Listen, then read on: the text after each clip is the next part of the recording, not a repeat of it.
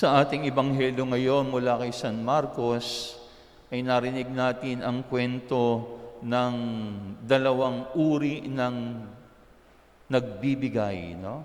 Two examples of givers, no?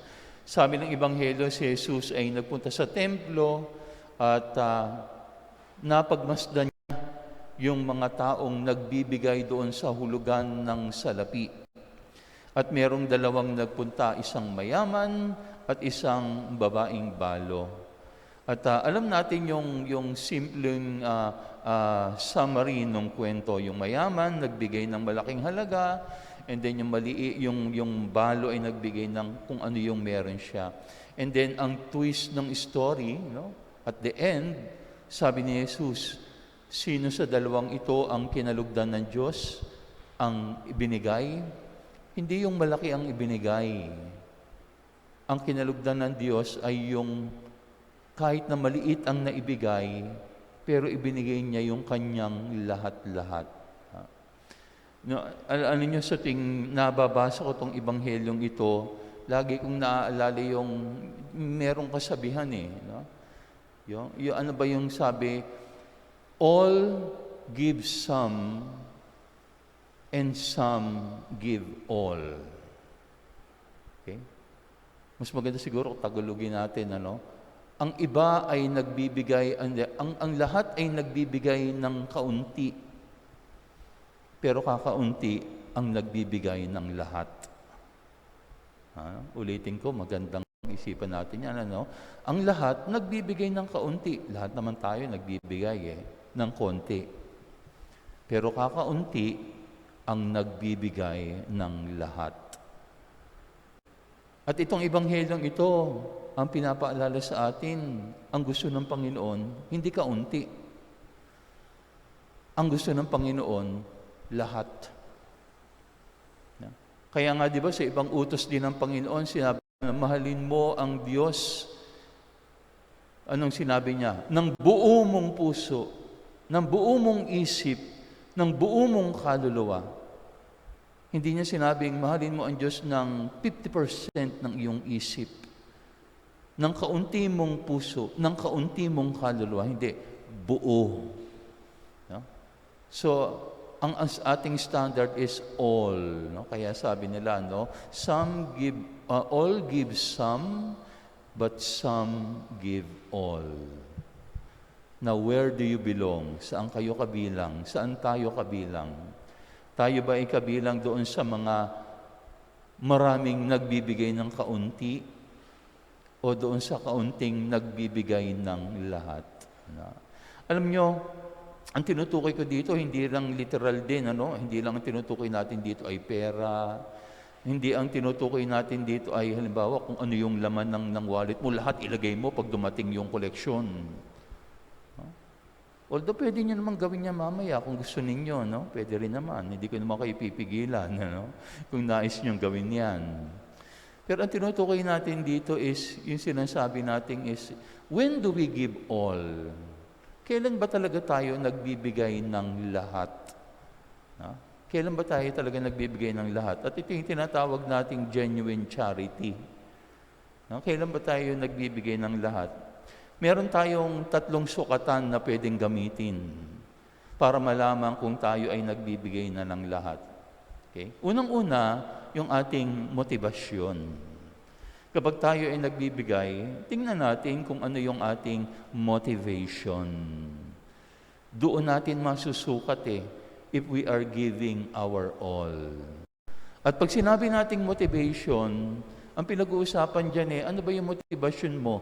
Self-promotion or self-donation? Kasi pwedeng mangyari na ikaw ay nagbibigay, pero ang motivasyon mo is self-promotion. Now, kapag self-promotion ang ating motivation, gaano man kalaki ang iyong binigay, walang halaga. Okay? Ngayon, di ba? Nalalapit na naman ang eleksyon. Maraming magbibigay.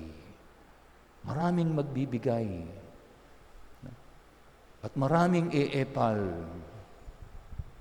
At kapag sila ay nagbigay, dapat tanungin natin, huwag kang masilaw na ikaw ay binigyan. Dapat ang tinatanong mo, ba't kaya ako nito binigyan? Ano kaya ang motibasyon nito at ito ay nagbigay? Dati naman, hindi naman nagbibigay ito pero ngayon biglang bigay, malapit na kasi eleksyon. No? O kaya naman, kaya nagbigay ito kasi meron siyang gustong makuha sa akin. O di ba, minsan sa bahay nangyayari din yan, di ba? Yung mga nanay, minsan, kapag nakita nyo yung anak nyo, biglang sumisipag. No? Biglang naglilinis ng bahay, naghuhugas ng pinggan. Dati man, hindi niya ginagawa iyon. No? So pwede mong tanong, bakit bigla kang bumait ngayon? Bakit bigla kang sumipag? No? Meron niyang hihingin pagkatapos. Di ba? Kaya di ba minsan sinasabi ng mga nanay, anong kailangan mo? Bakit ka mabait ngayon? Ayan, nagbibigay, pero ang motibasyon niya kasi meron akong kakabigin pagkatapos. Ayan, So, yun yung magandang sukatan no? Talaga bang yung pagbibigay mo ay pagbibigay ng lahat? So, tingnan natin ano yung aking motibasyon. At yung motibasyon talaga natin dito dapat self-donation, hindi self-promotion. Na ako ay magbibigay ng aking time, talent, or treasure dahil lang gusto ko lang talagang i-share yung aking sarili. At gusto ko lang talagang i-share kung ano ang meron ako. At hindi dahil sa meron akong makukuha pagkatapos nito. Magandang tanong yan kasi lahat naman tayo nagbibigay, lahat tayo naglilingkod. Pero ang talagang sukatan dito is, kapag wala akong nakukuha sa aking ibinigay, pabalik. Kapag ako ay walang nakukuha bilang affirmation, magpapatuloy pa ba akong magbigay? Ayun, So yun yung ating sukatan, motivation. And what is our motivation? It should be self-donation, hindi self-promotion. Sa ating ebanghelyo, yun ang motibasyon ng mga iskriba Kaya in the first part of the gospel, anong narinig natin? Ang sabi ni Jesus, mag-ingat kayo sa mga iskriba na mahilig maglakad, na talagang mahaba ang kanilang kasuotan, sila ay umuupo sa piling mga lugar, nakitang-kita ng lahat, para kapag sila ay naghulog, makikita ng lahat ng tao kung ano yung kanilang hinulog. Kumbaga kapag naghulog siya ng 1,000, talagang papagpag niya muna bago niya, gaganyan niya muna, bago niya ihulog sa koleksyon. Ayan, makita ng lahat. Ayan, self-promotion. Ayan, So, we ask our motivation. Pangalawa, when do we give all? Kailan ba talaga tayo tunay na nagbibigay? Yung destination. So, hindi lang yung motivation, pero yung destination.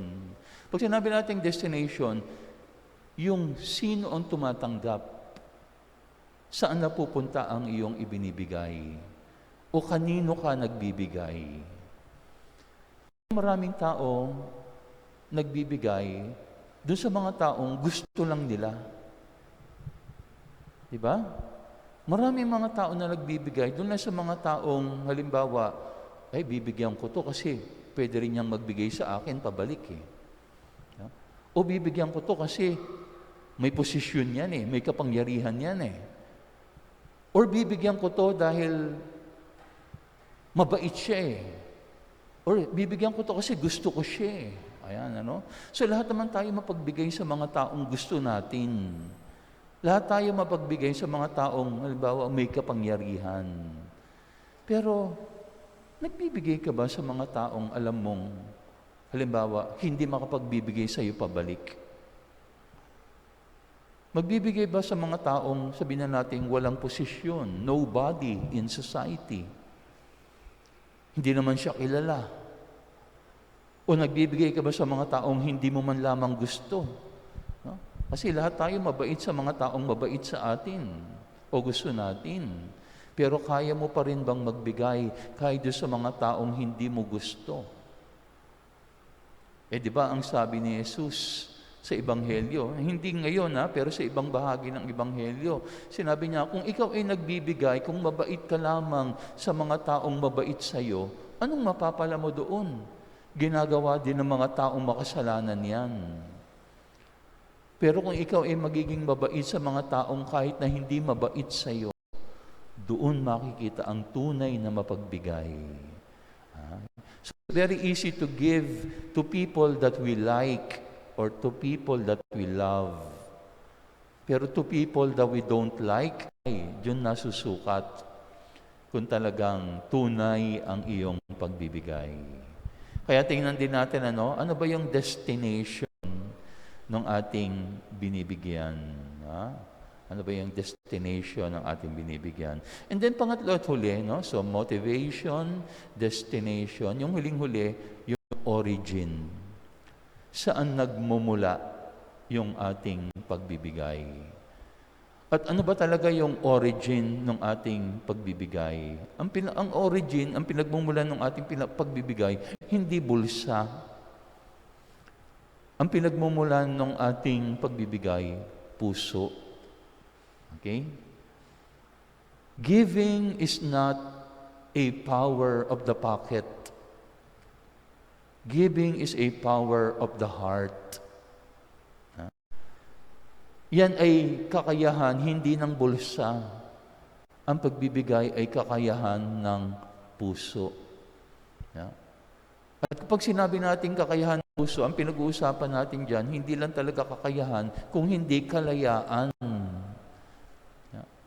Kasi marami sa atin meron ng kakayahan, pero walang kalayaang magbigay. Bakit? Kasi attach doon sa kanyang mga possessions.